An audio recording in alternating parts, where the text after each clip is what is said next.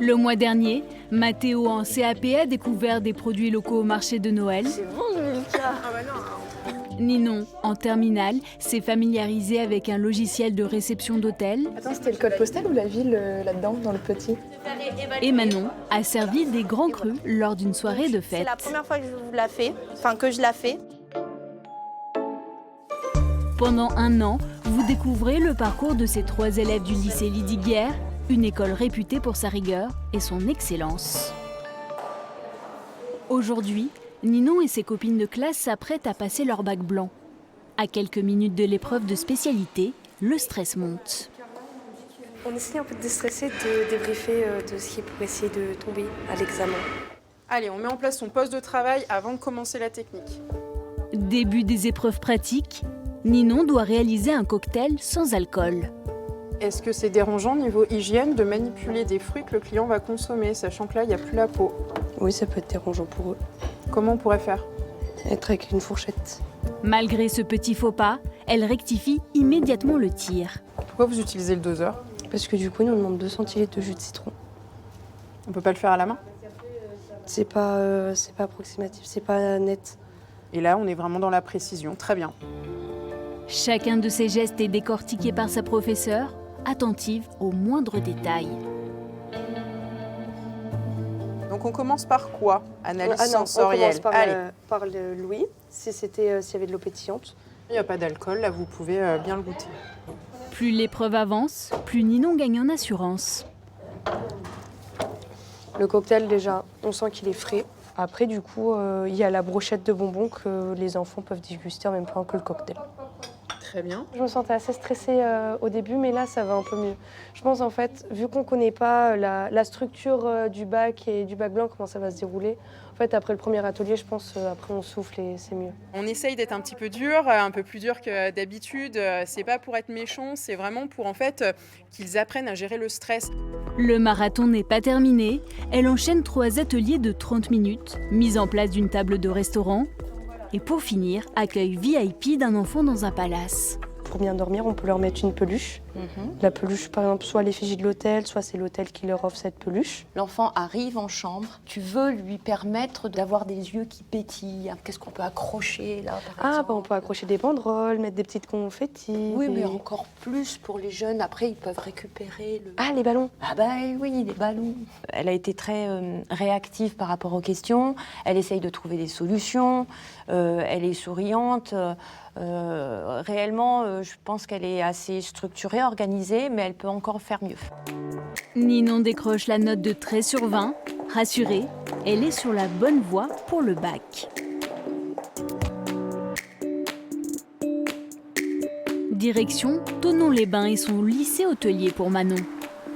Au programme, un forum dédié à l'orientation. Il y en a une, c'est Toulouse, Istia, La Rochelle, celle-là. J'adore La Rochelle. Ah ouais, je voulais trop aller là-bas, mais ils me proposaient pas en alternance. C'est déjà l'heure du choix. Après une période de doute, elle souhaite poursuivre ses études en sommellerie.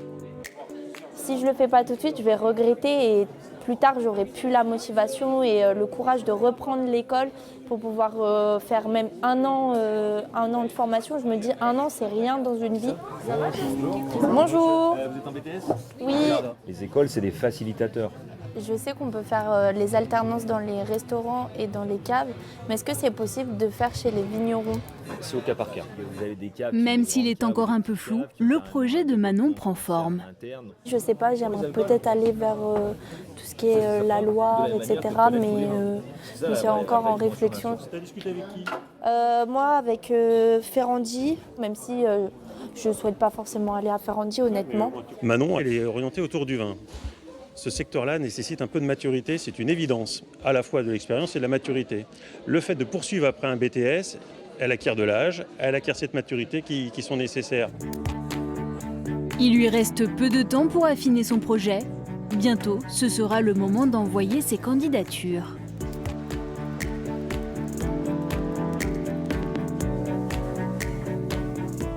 Il faut combien de beurre? 30. C'est combien ça? 33.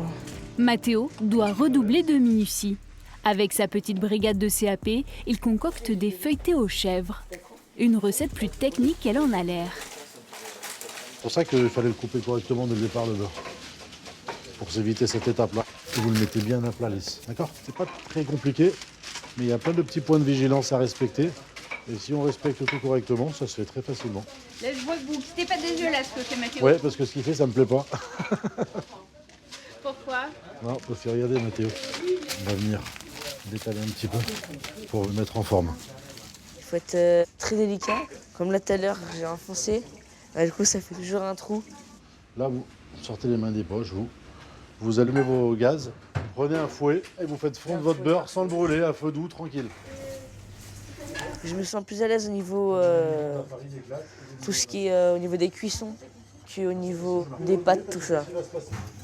Regardez, si vous tenez votre fouet comme ça, déjà, c'est pas bon. Rien n'échappe au professeur à Kotobé.